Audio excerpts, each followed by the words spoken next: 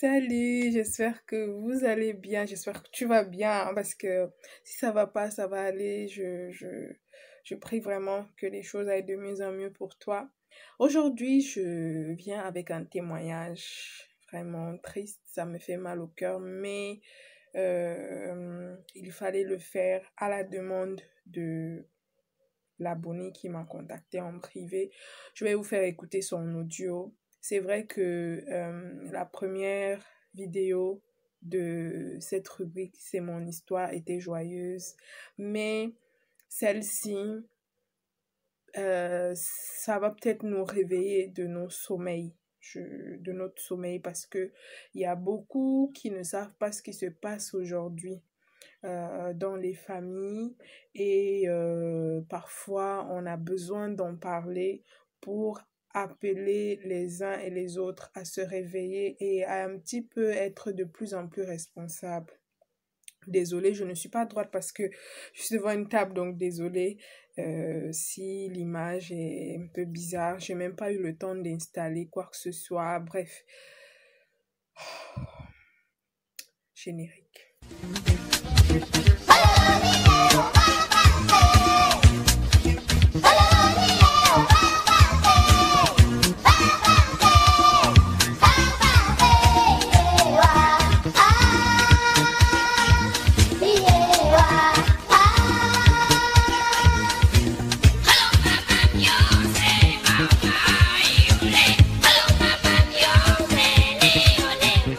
Aujourd'hui, c'est l'histoire de Leslie, une Camerounaise de 25 ans qui est aujourd'hui mariée, mais qui a eu beaucoup de difficultés liées à quelque chose qu'elle a vécu dans son enfance. Et le pire encore, et le plus dur, c'est le fait que ce soit fait par sa sœur, genre qu'elle soit la victime de sa grande sœur. C'est la chose la plus dure. Genre, elle a du mal à faire confiance à quelqu'un vu que celle en qui elle avait confiance, celle qui était censée la protéger, lui a fait du mal. On va écouter son audio. La voix a été changée parce que elle voulait garder l'anonymat. Euh, Juste, elle a donné des indications sur la ville où les événements se sont passés et c'est tout. Et donc, si la voix n'est pas peut-être agréable à entendre, supporter, parce que le plus important, c'est l'histoire en elle-même, que nous puissions tirer quelque chose de son témoignage et que nous puissions aussi lui donner de la force dans nos commentaires et qu'elle puisse aller de l'avant.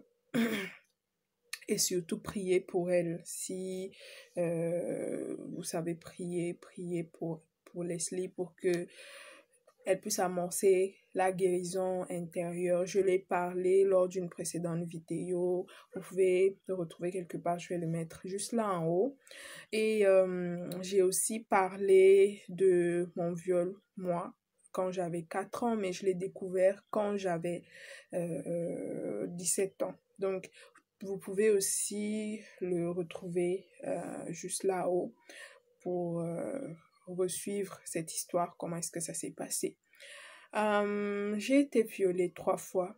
Donc, c'est tellement lourd pour moi d'entendre des histoires de viol parce que j'essaye de me mettre à la place de la personne. C'est tellement lourd à vivre. Et je suis vraiment, vraiment affectée par l'histoire de Leslie.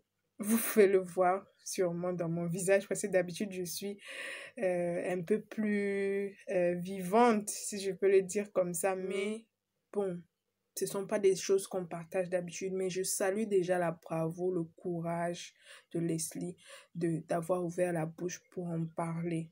Franchement, merci Leslie d'avoir fait ce pas de foi, d'ouvrir la bouche pour pouvoir libérer ce qui te rongeait à l'esprit parce qu'elle n'en avait jamais parlé. Elle a gardé tout ça pour elle pendant toutes ces années. C'est quand même 15 ans plus tard. C'est tellement lourd.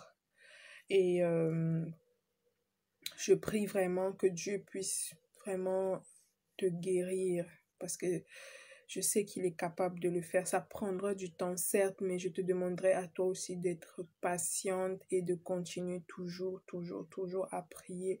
Et, et, et, et Dieu fera le reste. Déjà, on est en contact, on pourra parler de temps en temps ensemble et on verra l'évolution des choses. Merci déjà pour la confiance parce qu'on ne se connaît pas.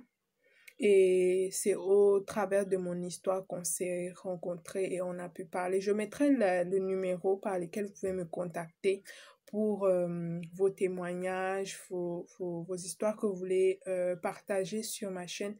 Parce que comme je l'ai dit, ma chaîne, elle est là pour partager les expériences de la vie, qu'elles soient bonnes ou mauvaises, pour pouvoir relever les uns et les autres qui passent par les moments difficiles. Parce que franchement, parfois, nos proches ne sont pas disponibles, nos membres de famille sont peut-être pas compréhensifs envers nous. On a besoin d'une aide extérieure, une aide, genre une personne de confiance. Et parfois, c'est à l'extérieur qu'on les trouve. Moi, personnellement, c'est mon expérience personnelle. C'est grâce aux personnes que Dieu a mis sur ma route, à l'extérieur de ma famille, que j'ai pu devenir ce que je suis aujourd'hui. Je n'en veux pas ma famille, mais chaque famille a ses réalités et on est obligé de faire avec. Si tu n'es pas encore abonné, mais qu'est-ce que tu attends? Hé, Adam, c'est le moment de le faire, regarde. Désolée, après tout ce bavardage, je vous balance son audio. Pardon, pardon. Bonsoir, je m'appelle Leslie, j'ai 25 ans aujourd'hui et quand j'avais 10 ans, je vivais avec ma grande sœur en Gaoundéré et nos parents voyageaient beaucoup. Mon père travaillait et ma mère aussi. Ils étaient presque absents pendant la semaine et ils venaient que les week-ends. Et je vivais avec ma grande sœur, c'est elle qui s'occupait de moi. Et un jour, ma grande sœur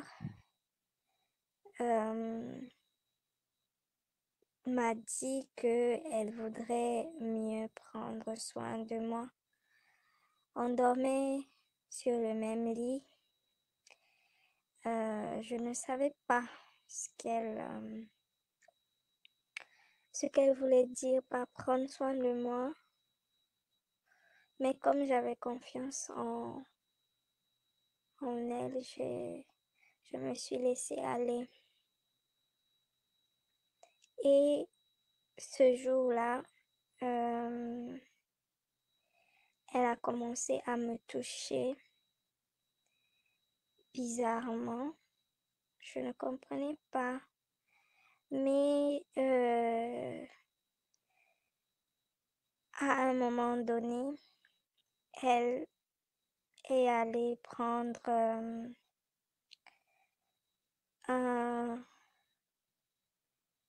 une banane planta non mûre et elle est venue, elle a commencé à me toucher les parties intimes et après elle l'a enfoncé. J'ai tellement crié fort, mais on n'était que deux dans la maison.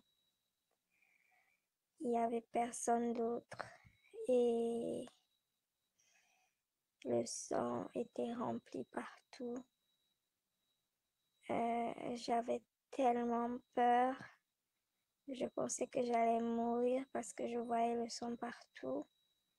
Mais je ne sais pas trop ce que ça signifiait exactement. J'avais tellement peur. Je ne savais pas quoi dire. Je pleurais. Et après, elle m'a dit, elle a crié très fort, elle m'a dit, si j'en parle aux parents, elle va me tuer. Elle m'a menacée avec un couteau. Et j'ai gardé cette douleur, cette nouvelle, cette information dans mon cœur. Je ne savais pas par quoi commencer pour parler à mes parents. J'avais très peur vu qu'ils n'étaient pas là dans la maison, on n'était que deux. Aujourd'hui, c'est un peu lourd à porter. Déjà que je l'ai porté pendant toutes ces années. Aujourd'hui, c'est très difficile pour moi de la regarder dans les yeux parce que j'ai une haine, j'ai beaucoup de choses qui remontent. C'est vrai, je ne suis plus proche d'elle. On est vraiment loin émotionnellement. Je ne suis plus trop attachée à elle après ce qu'elle m'a fait. Aujourd'hui, c'est vrai, je suis mariée, mais c'est vraiment difficile avec mon mari parce que pour moi, c'est compliqué d'en parler avec mon mari parce que quand je pense que oui, je dois pas priver mon mari de mon corps, j'ai l'impression que ces moments-là, ce sont des moments douloureux psychologiquement que cela ne l'est naturellement. Mais ce traumatisme reste encore aujourd'hui dans ma tête et je ne sais vraiment pas quoi faire. Tout ce que je voudrais faire ce soir, c'est libérer ma conscience. Et j'ai regardé une de vos vidéos où vous aviez parlé de ce qui vous est arrivé quand vous étiez petite. J'ai voulu vous en parler pour pouvoir libérer mon cœur. Je n'aimerais pas être connue. Donc voilà.